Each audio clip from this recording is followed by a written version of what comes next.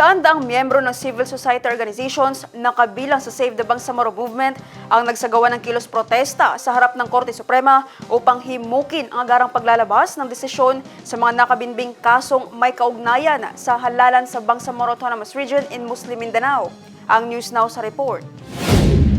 Nagsagawa ng demonstrasyon ang daang-daang miyembro ng iba't ibang civil society organization na kabilang sa Save the Bangsamoro Movement sa harap ng Korte Suprema ngayong araw ng Lunes, June 22. Layunin ng pagkilos na himukin ng mataas na hukuman na agarang maglabas ng desisyon sa mga nakabinbing petisyon kaugnay ng Bangsamoro Electoral Code, redistricting at iba pang usaping may kinalaman sa nalalapit na halalan sa BARMM.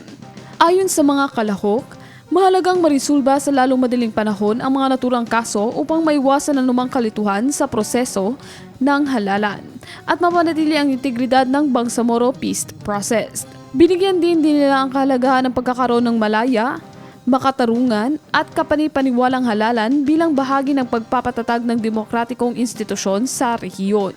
Sa pamamagitan ng mapayapang kilos protesta, ipinahayag ng mga demonstrador ang kanilang panawagan para sa agarang aksyon ng Korte Suprema upang mabigyang linaw ang mga isyong may direktang epekto sa kinabukasan ng pamamahala at representasyon sa Bangsamoro.